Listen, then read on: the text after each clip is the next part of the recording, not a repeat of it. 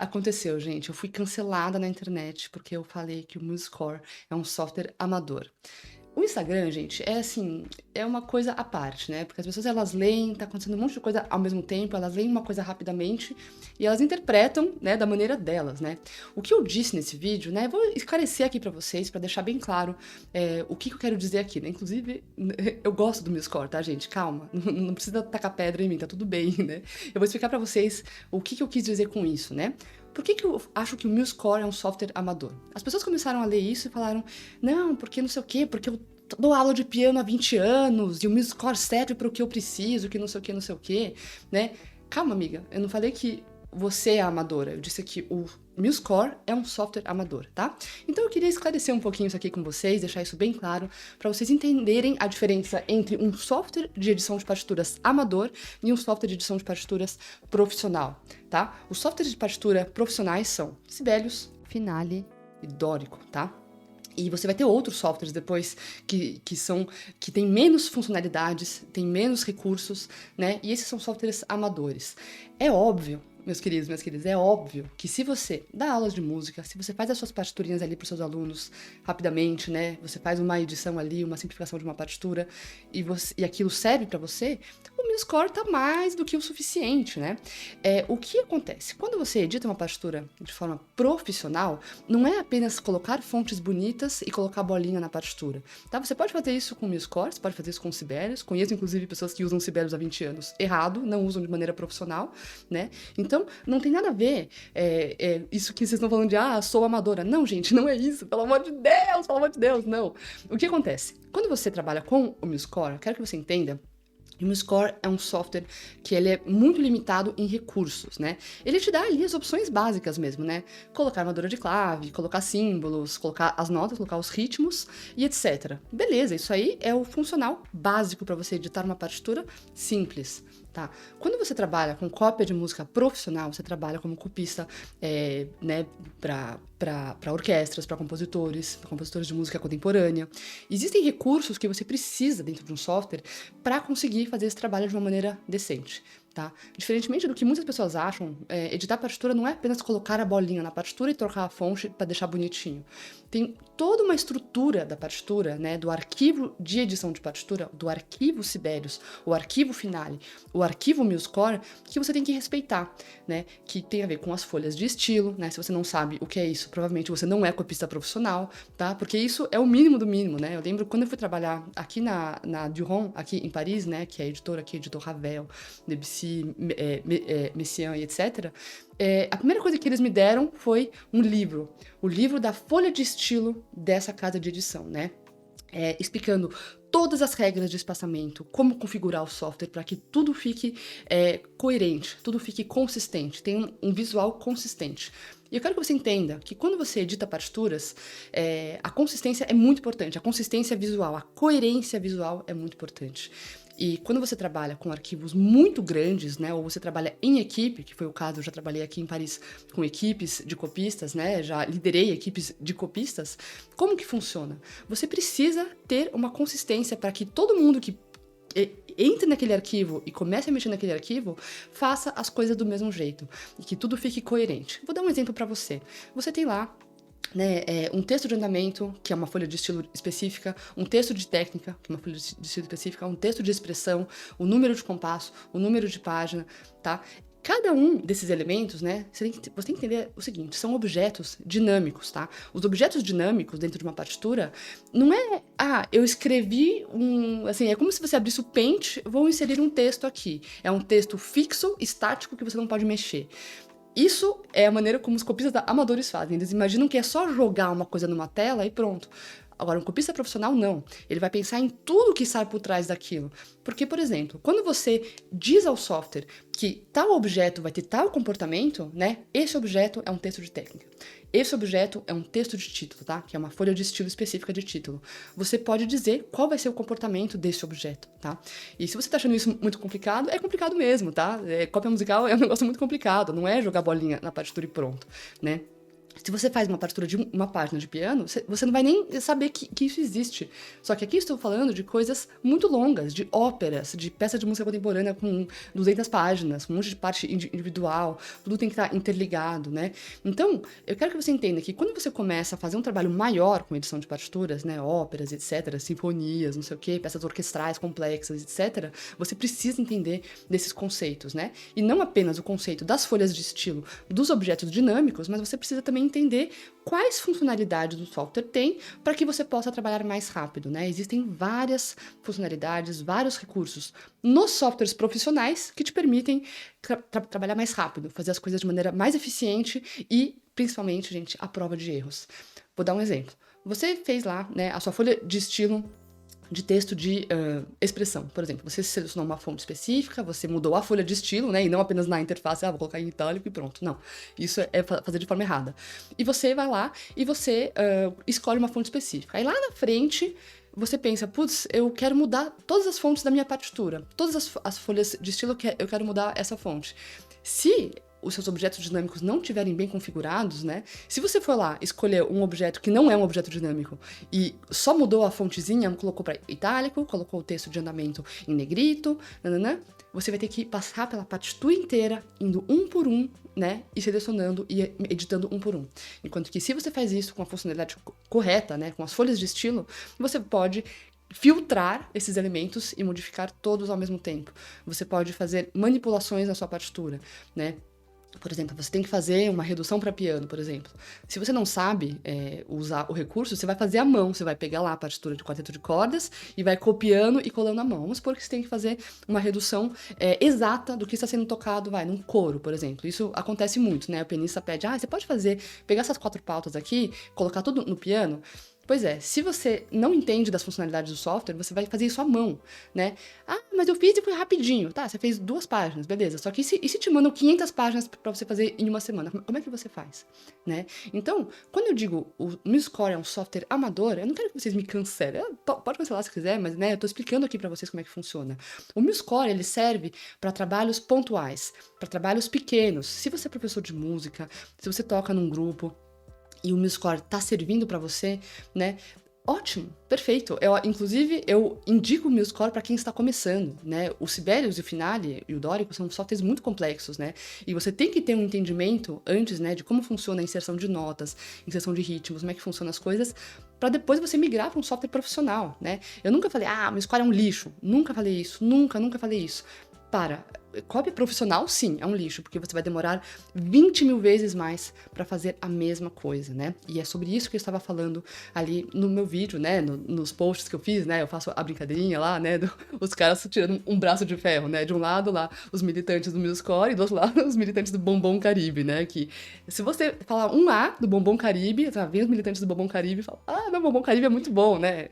Por que será que é o único que fica no final daquelas caixas Lacta lá, né? Enfim, né? Agora sim, brincadeiras à parte, eu quero que vocês entendam que a gente usa um software específico para resolver algum problema pra gente, né? Se para o seu uso pessoal está funcionando no Score, você está satisfeito com isso, está realizando a função que tem que ser realizada, perfeito, pode continuar com ele, inclusive porque ele é gratuito, ótimo, excelente, né? É um software que ele é open source, isso é excelente, né? Aí teve gente, nossa gente, você não tem noção o tanto de mensagem que eu recebi, as pessoas falando que eu sou elitista por falar para as pessoas que o Sibelius é um software profissional e o MuseScore é um software amador, né? Gente, não tem nada a ver uma coisa com a outra, pelo amor de Deus, as pessoas estão viajando na maionese. Então, assim, trabalhar com redes sociais é um pouco complicado, porque vai ter umas pessoas falando uns negócios nada a ver, sabe? Tipo, colocando você, assim, falando um negócio que, desculpa, mas não tem nada a ver isso, né? Pergunta para um designer se ele faz edição de fotos no Paint. Não. Você vai chamar ele de elitista porque ele fala que o Photoshop é melhor para você fazer edição de fotos, né? Pergunta para um UX designer, né? Para ele fazer as coisas... tem que fazer à mão. Não, gente. Existem ferramentas que vão ajudar você no seu trabalho. Vão ajudar você a fazer as coisas mais rapidamente. Vão ajudar você a ter menos esforço realizando uma tal ação, né? Então, se você comparar os dois softwares, MuseScore e Sibelius, um monte de gente me pergunta, né? Mas quais são as diferenças? Eu fiz um reel lá no Instagram, já faz um tempo, já agora eu não vou lembrar agora para passar aqui para vocês, mas se vocês olharem lá, né? Eu coloco lá, né? MuseScore versus Sibelius. O MuseScore tem quase 0 plugins. E calma, gente, plugin não é o sonzinho bonito. Ah, é, porque tem isso também. As pessoas acham, não, porque o MuseScore 4, eles mudaram o sonzinho, e o sonzinho está bom, então agora é um software profissional. Gente, primeiro que as pessoas estão misturando tudo, tá? Não é porque o software de notação musical tem um sonzinho bom que ele é profissional, gente. Primeiro que software de notação musical não é DAW, tá? DAW, D-A-W, né? Não é isso. Não é que nem Pro Tools, não sei o quê. O software de notação musical é para editar partitura. Se ele tem uma função que exporta o áudio, é um extra, é uma coisinha que vai te ajudar, mas o software não é feito para isso, tá? E outra, o Sibelius, ele tem lá os Sibelius Sounds, né? Mas você pode baixar outros VSTs, tá? Então, não misturem plugin com VST, são duas coisas diferentes. Os plugins do Sibelius não é, o plugin do sonzinho. Não tem nada a ver, gente. As pessoas estão viajando.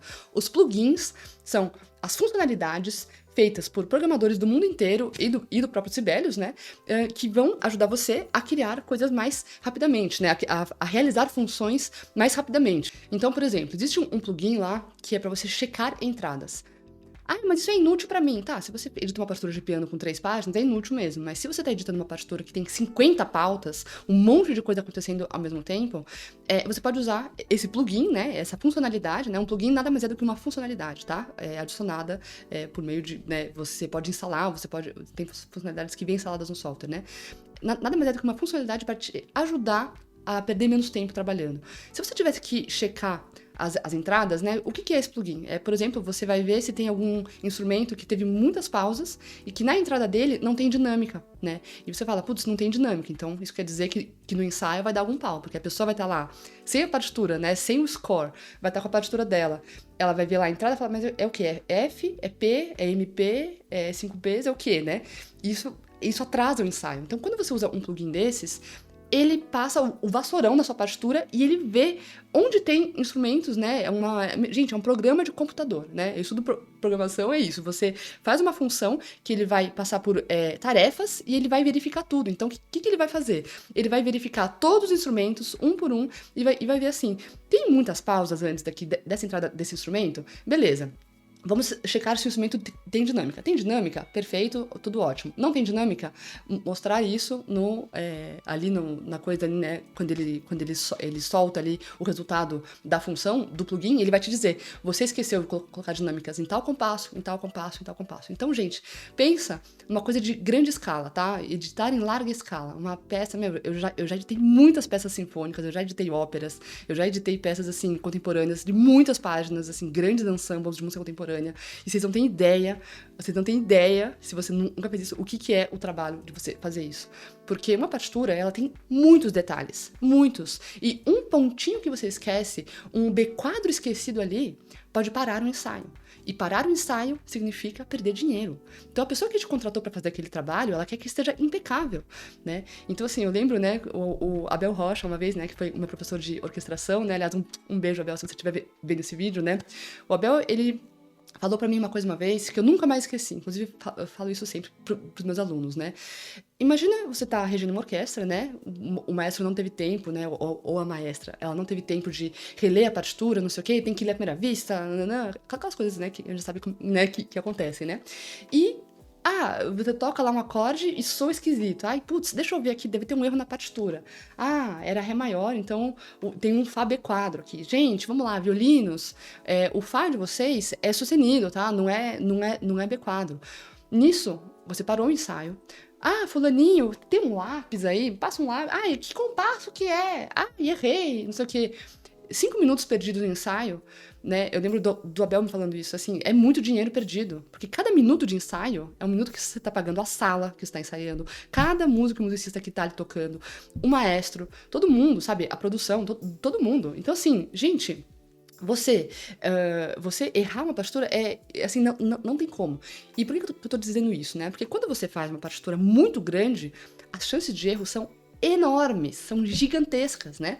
E os softwares profissionais de edição de partituras, eles permitem, né, com que você use plugins para verificar erros, né, possíveis erros. E também eles permitem isso porque a partitura está estruturada de uma maneira que te permite fazer isso. O MuseScore não. O MuseScore ele não te deixa fazer isso. O MuseScore, você vai colocar as bolinhas na pauta, você vai colocar os textinhos, etc. Só que você não consegue mexer em coisas que estão dentro do arquivo da partitura, dentro das folhas de estilo, dentro das partes dos engraving rules, né? Que você tem lá as regras né, de engraving, né? Que agora me fugiu aqui a palavra, né? Mas que são as regras de edição, por exemplo, né? Qual é a espessura da pauta, a espessura do não sei o quê. Então, por exemplo, quando você está editando uma partitura de música contemporânea, já aconteceu comigo uma vez isso, né? Por exemplo, a compositora que me pediu isso, né? É uma compositora francesa, né? Nossa, assim, uma partitura dificílima de editar, dificílima. E ela porque queria que tivessem 3 tipos de cabeça de notas. Uma que ocupasse um espaço da pauta, uma que ocupasse, né, quadradas, né? Uma que ocupasse 2 espaços da pauta e uma que ocupasse 3 espaços da pauta. Então, assim, se você faz isso manualmente, a hora que você tem que trocar o layout, você tá editando o layout, né? Porque no final da sua partitura você tem que editar o layout. Se você muda uma coisinha de lugar, você tem que reler a partitura inteira. E é isso que eu tô falando pra vocês. Um software amador, ele não te permite fazer isso. Um software amador, você vai ter que fazer tudo manualmente, entendeu? Então é isso que eu quero que vocês entendam, essa é a diferença. Uma coisa é você usar o MuseScore para um uso de quebrar o galho. Vou fazer uma partitura pro meu aluno aqui. Uma coisa rapidex aqui, sabe? Outra coisa é você trabalhar com partituras mais complexas. Partituras de orquestra. Partituras longas, com um monte de coisa ali acontecendo. Você tem que ser capaz, em partituras, né, mais complexas, de filtrar, de editar de uma maneira mais eficiente, de usar plugins, de verificar coisas usando plugins. E para verificar coisas usando plugins, como, por exemplo, essa que eu te falei, né, essa que eu falei para vocês de verificar as entradas, você tem que ter as funcionalidades que fazem isso e a partitura bem estruturada, o arquivo bem estruturado, né? O formato de arquivo de partitura você tem, né? .sib, .mus, o Doro que eu não lembro agora, aí tem o MuseScore, que agora eu não estou me lembrando da extensão dele, mas enfim, né? O .mus é o finale, né? Enfim, tem esses arquivos, só que o arquivo de partitura é um arquivo comum a todos esses softwares que eles vão abrir, né? Em softwares diferentes, que é o arquivo Music.xml, tá? É como um arquivo XML, só que é um arquivo específico de partitura. Music.xml é um arquivo muito mais complexo do que um arquivo MIDI, tá? Tem gente que acha que MIDI é arquivo de partitura. Não é porque você abriu um MIDI num Pro Tools da vida e apareceu a partitura ali, a entidade da partitura apareceu, tudo zoado, né? Sem os ritmos quantizados, tudo assim, uma partitura intocável, que aquilo é um arquivo de partitura. Não é. O arquivo Music.xml é um arquivo de partitura, tá? E esse arquivo de partitura, ele tem informações muito precisas ali do seu software específico. Então, por isso que quando você abre uma partitura, né, que você exportou em Music.xml do Finale pro Sibelius, do Sibelius pro MuseScore, etc., elas vão ter algumas discrepâncias, porque cada software vai ter funcionalidades diferentes, né? E é por isso que você vai ter alguns erros, alguns bugs, algumas coisas assim, né? Bugs de display da sua partitura, né? Então, se você não entende que a partitura é muito além do que a bolinha na pauta, o que você está vendo, é um negócio muito além, é um arquivo. É um arquivo que tem uma estrutura muito específica e que essa estrutura específica vai te permitir manipular essa partitura no formato digital, né? Então, as partituras dinâmicas, elas usam esse formato. Você colocar bolinha numa partitura que você só consegue colocar o ritmo, não sei o que lá, uns simbolinhos aqui e ali, mexer no layout e trocar fonte, desculpa, mas isso não é um software profissional. Então, vou dar um outro exemplo para vocês. Uma vez eu peguei uma partitura, né? Me pediram para reeditar 160 partituras para orquestra, em pouquíssimo tempo, né? Eram partituras que já estavam editadas, né, mas foi feito por um copista amador que não sabia de nada disso, não sabe o que é folha de estilo, e eu vou mostrar pra vocês os problemas que isso, né, assim, que podem acarretar disso daí, né, se você faz a partitura da maneira errada, se você faz a partitura de uma maneira amadora, né. Eram partituras já editadas, tá, partituras curtas, não é assim, partitura de 500 páginas, 160, não, eram partituras de, sei lá, 3 a 4 páginas, eram partituras, assim, pra orquestras iniciantes, né, então tinha, assim, eram bem curtinhas, só que eram 160. E a ideia ali era padronizar todas as folhas de estilo dessas partituras, tá? Essa era a ideia. Eu cheguei, né, peguei os arquivos e eram arquivos que foram muito mal feitos, muito mal feitos. O que tinha ali? A pessoa que fez essa partitura, né, obviamente não vou citar nomes, né, mas uma pessoa bem conhecida, inclusive um compositor aí bem conhecido, ele pegou essas partituras, gente, e ele fez o quê? E assim, não é culpa dele, né? Porque a pessoa não sabe, ela vai lá, ela faz como ela sabe fazer, né? Não tô assim, né? Obviamente, eu como copista vou falar, ai, putz, né? Tem que refazer isso aqui, né? Mas normal, as pessoas não tem como elas saberem de tudo, né? Quando eu comecei, eu não sabia também, né? Então, totalmente normal, né? Mas, nossa, foi difícil, gente. Eu abria a partitura e aí o que acontece? O que acontece quando você não estrutura a sua partitura do jeito certo, com as folhas de estilo do jeito certo, entendendo que são objetos dinâmicos? Eu abri lá, legal, a partitura tava lá, visualmente tava tudo ok, né? Umas fontes meio feias assim, mas tipo, tudo bem, isso aí a gente corrige rapidão. Aí eu fui para as partes individuais. Faltando nome de instrumento, faltando dinâmica, faltando texto de técnica duplicado em outra pauta. Entendem onde eu estou querendo chegar, gente? É muito, muito, muito além do que, o musical é amador, não sei o quê, você é elitista. Não, gente, é um negócio que vai muito além, tá? O musical te permite fazer coisas básicas, tá? Agora, esse tipo de problemática que eu tive nessas partituras que o cara mandou pra mim, é aí que está o problema de você não editar partituras de maneira profissional, tá? Porque isso causa muitos problemas, você exporta errado, as coisas ficam no lugar errado, quando você vai exportar partituras individuais, fica tudo errado, né? Então, eu abri a partitura e vi tudo duplicado, errado, nome de instrumento sumindo. E essas coisas, gente, eu quero que você entenda, né? Eu falei pra vocês, a partitura é algo que é muito complexo. Tem muitos elementinhos, coisinha, um quadrinho ali que se você errar, vai parar o ensaio. São coisas assim, né? Então você tem que tomar muito cuidado. E como que eu percebi quais eram esses problemas? A pessoa não usou as folhas de estilo. A pessoa não aplicou folhas de estilo, ela não sabe usar objetos dinâmicos. Então, qual foi o grande problema dessa partitura? Que quando eu percebi, eu falei, é isso aqui. Eu resolvi muito, muito rapidamente. E quando você edita rápido, as pessoas te pagam melhor, né? Então, por isso que eu tô aqui ensinando vocês isso aqui, tá? Pra vocês entenderem a diferença, tá?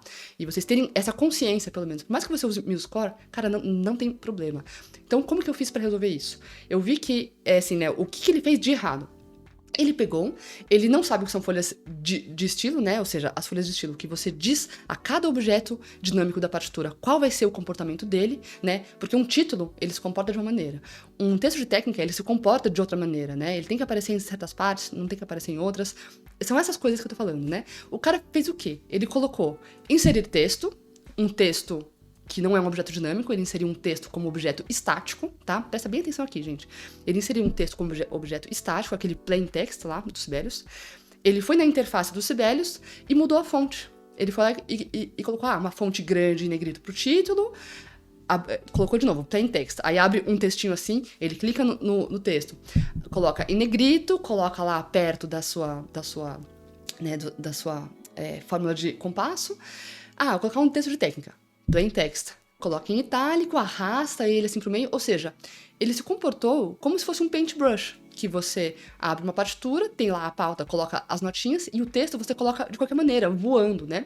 Então, a hora que você indica pro software as folhas de estilo, cada objeto vai se comportar como ele tem que se comportar, para você ganhar tempo na sua edição. Eu não consigo nem imaginar o tempo que essa pessoa levou pra editar essas 160 partituras orquestrais, tá?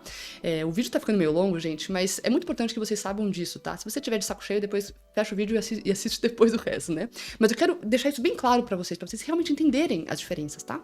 Então, o que acontece? Vamos tentar entender aí como funcionam as folhas de estilo, gente. Você indicou para o software, né? Você colocou inserir título. Não é inserir plain text. Não, plain text é nada. Plain text é um texto aleatório que você joga na partitura. Não queremos isso. Queremos um título. Um título, como que ele se comporta? Qual é o comportamento de um título em uma partitura? A hora que você extrai partes individuais, por exemplo, ele vai aparecer em todas, tá? Todas as partes individuais na primeira página, ele tem que aparecer. Esse é o comportamento do título. O que mais? Ele tem uma folha de estilo específica, uma fonte específica, ele vai estar sempre centralizado no topo da partitura. Esse é o comportamento do título. Se você insere um plain text, o que vai acontecer? Você vai inserir na sua partitura um plain text, ele vai ficar ligado à primeira pauta da sua partitura, a hora que você for extrair partes individuais, o título some, entendeu? Como funciona um texto de andamento? Um texto de andamento, ele tem que aparecer para todas as partes individuais. Então, você tem que inserir tempo text, tá? Em inglês, texto de andamento se chama tempo text. Tempo text é um falso cognato, tá? Não é texto de tempo, não. tempo em inglês, né? Não sei pronunciar, né? Sou péssima em inglês. É texto de andamento, tá? A hora que você insere um texto de andamento, um tempo text, ele vai entender que ele tem que ser em negrito, porque isso é a folha de estilo, tá? É uma convenção utilizada, que é a folha de estilo texto de andamento em negrito, tá? Ela tem que estar alinhada à fórmula de compasso e ela tem que aparecer em todas as partes individuais. Se você usa um plain text, ele só vai ficar ligado à primeira pauta e não vai aparecer para as outras pautas. Aí você abre o score e tá tudo lindo. Você fala, ué, tá bonitinho aqui, tá em negrito, não sei o quê. Só que dentro do arquivo, lá dentro das folhas de estilo, você clica lá no texto e você vê que ele não selecionou o tempo text, que é a folha de estilo do texto de andamento, que vai se comportar dessa forma específica. Entendem onde eu tô querendo chegar? Né? E por que o texto de andamento ele é em negrito e não é em uma fonte regular? Porque existe uma coisa chamada texto de técnica, né? Então, o texto de técnica ele é em formato regular e ele fica acima da pauta, né? E o texto de andamento é em negrito e ele fica acima da pauta também. Então, se você coloca os dois em negrito ou os dois regular, confunde a vista. As pessoas, elas estão acostumadas, né? Quando você toca uma partitura, você estudou música, você estudou partitura, né? Escrita ocidental, não sei o que, você sabe que a notação musical ocidental é de tal maneira. Você tem isso automático, você aprendeu a ler assim. O repertório que você estudou no seu instrumento é dessa maneira, é escrito dessa maneira. Se você, copista, começa a inventar moda, começa a mudar as folhas de estilo, não apenas dentro, né? Não apenas os objetos dinâmicos, mas o estilo, né? Das coisas que você insere, você vai confundir a pessoa que vai tocar, ela vai se perder, tá? É que nem você fala assim, né? Ah, eu vou chegar em casa hoje, tá tudo de ponta cabeça na minha casa. Aí você fala, putz, onde que tá minha geladeira? Eu quero tomar água. Não, a água agora, ela fica dentro do seu computador. Você vai ter que ir lá instalar um filtro. Mas peraí, a água não fica na cozinha? Ah, nossa, agora mudou, peraí, fica aqui. Você vai, é que nem, sei lá, você alugou um carro, sei lá, na Inglaterra, que é tudo ao contrário, né, o carro lá. Cara, você fica perdido, porque você fala, putz, eu sei dirigir, só que isso aqui ele tá ao contrário. Putz, onde que é aqui a marcha? Eu não sei onde é que é, né? Eu, graças a Deus, nunca tive que dirigir um carro assim, porque eu já sou super barbeira, né? Imagina só. Então, você mudar as coisas de lugar, você mexer nas folhas de estilo, são coisas que vão confundir quem vai pegar a sua partitura para ler, né? Então, esse cara, ele pegou essa partitura e fez tudo errado. Então, o que acontece, outras coisas que tem também, né, sobre o comportamento dos objetos dinâmicos, né? Um texto, né, vou dar outros exemplos aqui pra ficar bem claro pra vocês, tá, gente? Por isso que esse vídeo tá longo, tá chato, talvez muita gente já deve ter fechado o vídeo, mas se você tá aqui comigo, ouve o que eu tô te falando, porque eu quero que você seja um copista profissional, tá? Eu quero que você faça as coisas do jeitinho certo, pra você ter menos trabalho, inclusive, né? O que eu tô te ensinando aqui vai te fazer economizar centenas de horas de trabalho, tá? E eu aprendi isso do pior jeito possível. Eu não quero que você tenha que passar pelo processo que eu passei, tá? Então, por exemplo, um texto de expressão, ele tem uma função específica. Ele sempre tem que estar abaixo da pauta, exceto quando é canto, que tem que estar acima da pauta para não confundir com a letra, e ele tem que ser em itálico. Se você coloca um plain text, né, aquele texto estático, aleatório, e você coloca ele em itálico, visualmente fica bom. Só que lá na frente você vai ver que ele não tá aparecendo corretamente, às vezes ele some, às vezes ele tá desalinhado, né? Então, tem essa coisa também, que os textos que são ligados a uma pauta, né? Os textos que você tem lá no Sibelius, texto de técnica, texto de expressão, texto de andamento, eles são ligados à pauta. Não sei se você já percebeu, e o Finale tem isso também, que ele cria uma flechinha, que ele liga esse texto a uma pauta. Então, ele fica, é tipo um imã, né? Então, a hora que você extrai as partes individuais, ele fica certinho. Ele vai ser associado àquela pauta específica. Entendeu? Isso é muito importante, gente. Ele vai ser associado àquela pauta específica e ele não vai ficar voando. O jeito que o cara fez a partitura, ele colocou um plain text e jogou assim. Então, a hora que você extrai as partes individuais, a pauta, ela não entende que texto é ligado a ela. Então, você extrai e fica tudo bagunçado, tudo longe. E você sabe que editar a partitura tem um monte de detalhe. Cada vez que você relê a partitura, o seu olho fica viciado, né? E é por isso que você tem que ter as técnicas certas de você reler uma partitura, para você não destruir a sua carga cognitiva, né? De ficar relendo, porque tem uma hora que os erros, eles passam direto no seu olho. Eles fazem isso, né? Então, você, meu querido e minha querida, que usa MuseScore, Não tem problema, tá? Não é porque o MuseScore é um software amador que você é um músico amador. Eu não disse isso, nunca disse isso. Muito pelo contrário, eu acho que o MuseScore é uma ótima porta de entrada para você começar a editar partituras. E tem o Lily Pond também, que é um pouquinho mais complexo, um pouquinho não, é bastante mais complexo, né? Que é um software muito legal também, mas que também é um software que não vai te permitir fazer essas coisas dessa maneira. Quando você tem um prazo assim para fazer uma ópera, entendeu? Para editar uma partitura de orquestra, não tem como você pegar um MuseScore, não tem como. O Lily Pond, não tem como, gente. Você pode ser um gênio do Lily Pond, mano. Sabe? Você pode ser o gênio do Lily Pond, você pode ser o Zé Padovani, entendeu? O cara que manja muito de Lily Pond, né? Não adianta, você vai ter a questão do tempo, né? De como é que você vai reler a sua partitura, como é que você vai verificar coisas na sua partitura, uma partitura grande dessa maneira, né? Então, assim, mano, pelo amor de Deus, entenda que uma coisa são softwares profissionais que vão ajudar você a editar mais rápido, tá? A ter uma partitura à prova de erros, a deixar tudo bonitinho, sabe, no jeito, a partitura perfeita para que se um outro copista pegue, ele vai entender o que está acontecendo dentro dela, você não vai ter chance de erro, porque as folhas de estilo são todas no lugar. E, por outro lado, você tem o MuseScore, que é tudo feito manualmente, e tudo você tem que ficar verificando a cada vez. Será que isso aqui sumiu? Será que isso aqui tá ligado no lugar certo? Será que isso aqui tá alinhado? Será que... Entendeu? Então, assim, estou falando de softwares profissionais. Não estou falando, as pessoas são amadoras, elas são ruins porque elas usam MuseScore. Não, de maneira alguma. Então, peço desculpas se eu ofendi alguém falando que o MuseScore é um software amador. Eu espero ter explicado aqui pra vocês, espero que vocês tenham entendido as coisas que eu expliquei aqui sobre a diferença de um software profissional e de um software amador, né? E pros guerreiros e guerreiras que ficaram nesse vídeo chato até o fim, deixa um like aqui se você gostou desse vídeo, para que o algoritmo entenda que esse vídeo é interessante pra vocês. E se vocês quiserem mais conteúdos assim, deixa nos comentários o que você quer aprender sobre edição de partituras, eu vou ter o maior prazer em te ensinar, tá bom? Então, gente, é isso, um beijo e a gente vai se falando. Até mais, tchau, tchau!